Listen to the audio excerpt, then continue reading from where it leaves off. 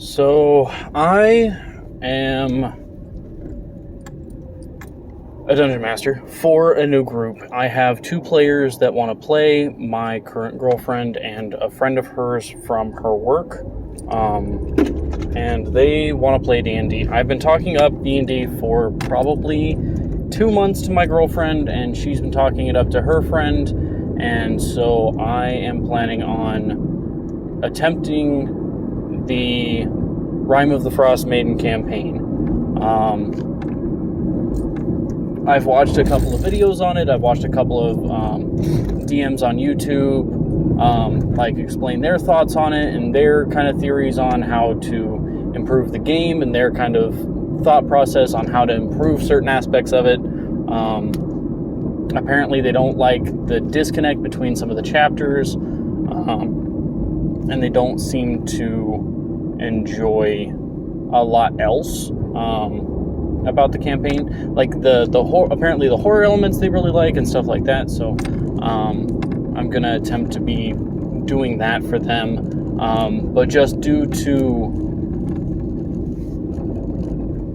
my want to have them have a full party, I've asked both of them to check out my player's handbook, check out the classes that maybe they want to play, pick one that they want to play, and then pick one that maybe they would like to see played. And then I said I would run those kinds of characters so that way they could have both a full party and see how they can have, or how different classes are run. And I didn't want to pick them myself because I like complicated characters. I like a very specific kind of character.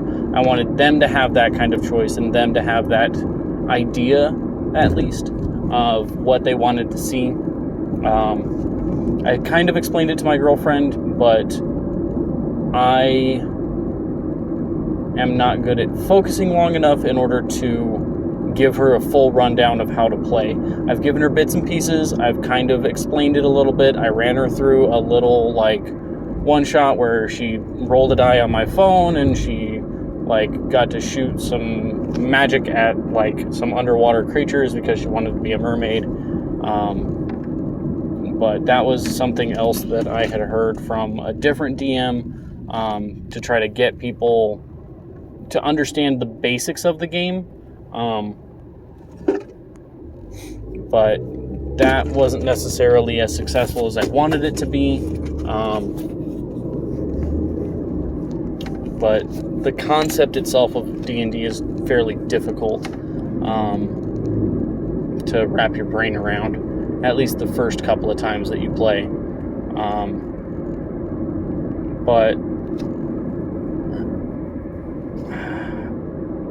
And apparently the beginning of the game is a little odd because Icewind Dale is the setting and 10 Towns specifically is the setting from the Forgotten Realms series of books. The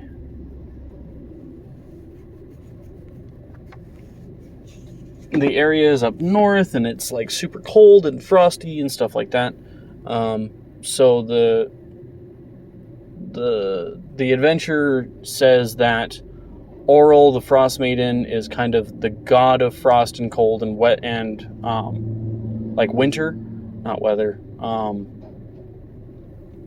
And she has decided that this area will be her new domain, and she is going to cast magic every night, create an Auril Borealis, and turn this whole area into an eternal winter. And so, according to the adventure book, this has been going on for a couple of years at this point. But if that is true, then all of the reindeer would be gone, which means that a major food source would be gone.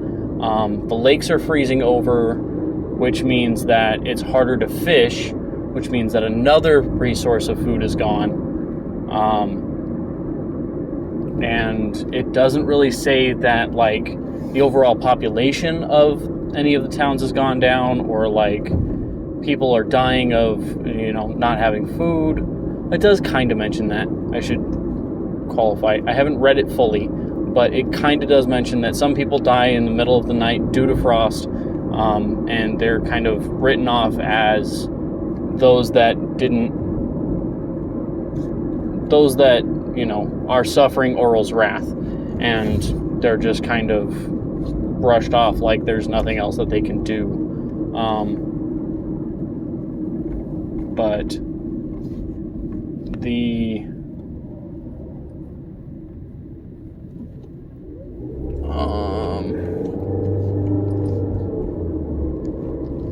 there was an idea that I heard from one of the DMs, who said, well, maybe we could, and I think he actually did this in one of his games. So he said, what I did was I had them all like on a caravan going toward 10 towns, when all of a sudden an avalanche blocks off the road for the caravan to go back.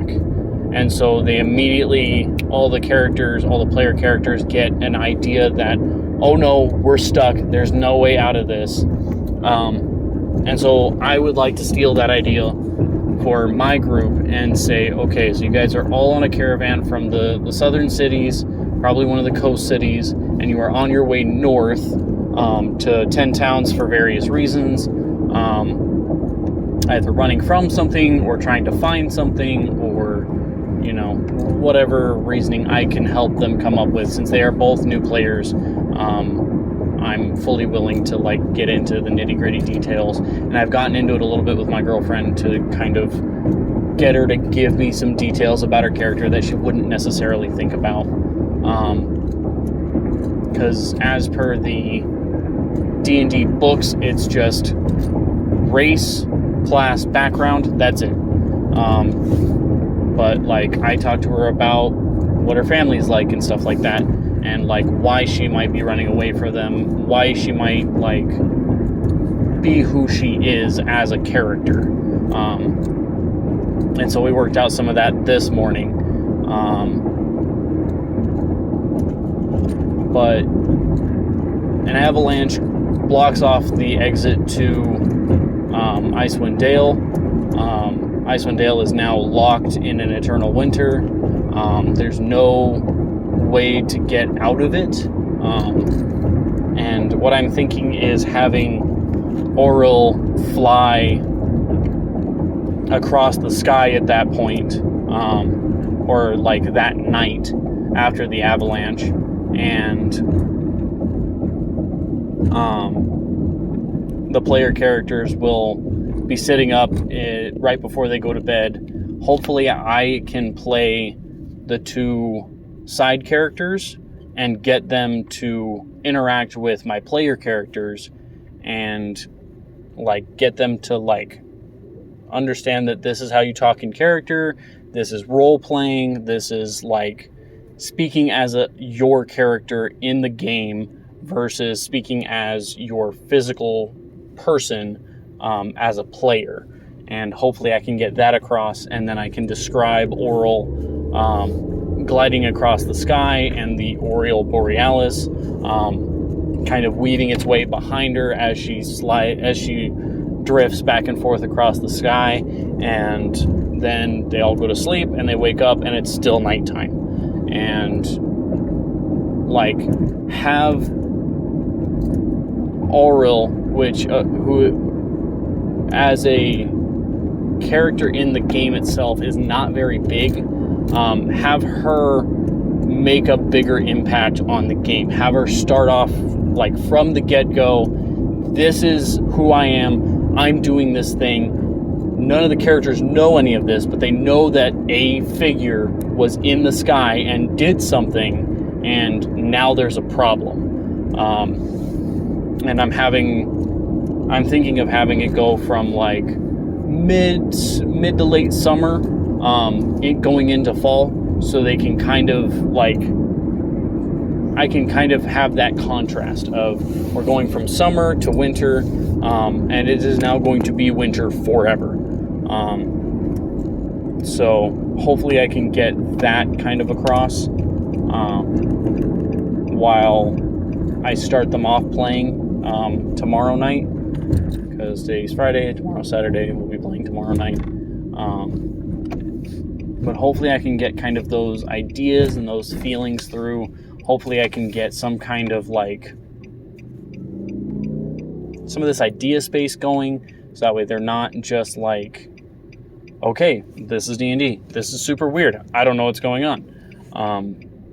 But I can have like them wake up the next morning and continue toward town, and have like the caravan guards that are with them, or like the caravan leader, kind of pause and be like, hey everybody, just keep your eyes out. There is usually a goblin tribe in this area, and have them fight some goblins, just so that way I get that, like, there are 3 parts to this. There is an exploration, there is a like human interaction, a social, and then a combat. And all 3 of these things feature in Dungeons & Dragons heavily, and I want you to understand that this is kind of how it's going to be. These are the main ideas of D&D. Just kind of help roll with it for me. And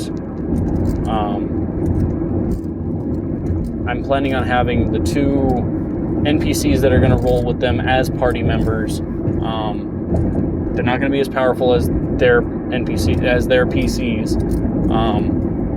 and they're also going to have different personalities. One's going to be very much, let's charge into battle, there's no need to fear, and the other one is going to be very timid and very cautious and not want to jump into anything too soon.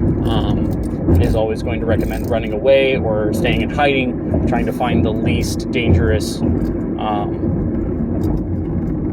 answer possible, just because I like the idea of giving them 2 different perspectives on it and letting them to come up with a solution. And I will openly tell them, these guys are not going to take charge of anything. They will follow you guys because you guys are the players. I'm just running these NPCs to help you guys get through combat and help get through any sort of challenge or anything. But hopefully I can get that through, at least that idea through. But I don't know how successful it'll be. I don't know if they're going to actually enjoy it. Nico, my girlfriend's friend, has been having some headaches, so hopefully she's able to actually like get into it. I know it's hard to play with a headache. I know it's very, labor intensive on the brain. I don't really want to overstimulate anybody or like make anybody's brain hurt by my nerdiness. I know that it's not something that everybody's going to get into as much as I do, so I just have to balance things carefully if I can. But depending on how long we take with character creation and explanation of the rules and just the kind of bare bones basics before we jump into the game, maybe we can get up to the goblin encounter and then stop there, or we can proceed through the goblin encounter and I can have them reach 10 towns at that point. And I'll have to double check the map that they gave me. The Rime of the Frost Maiden has a great map that I plan on checking out as soon as I get home, just to make sure I know which town to prepare tonight for tomorrow, so that way I have that ready for them. But yeah, those are my ideas for the beginning of my Rime of the Frost Maiden campaign. Hopefully I can get these 2 to really get into it and maybe pull some extra person in to play with us, because I am very much a firm believer in this is a 4-player and 1 DM game. At the very least, that makes things a lot easier and all of the calculations for like what kind of creatures you can throw at them and that kind of thing. So I don't know. Hopefully it works out. Maybe I can start posting these on YouTube or something, just to kind of get my ideas out, because I do think about this stuff a lot, but I don't talk about it a lot because I annoy people when I start talking about it. So hopefully I can find, some good ideas out there with, maybe if y'all have tried running Rime of the Frost Maiden and you have some ideas, I would love to listen to them. I don't know if I'm going to actually post this, but maybe I can. It's just kind of a rant that I have for this D&D campaign that I really want to run.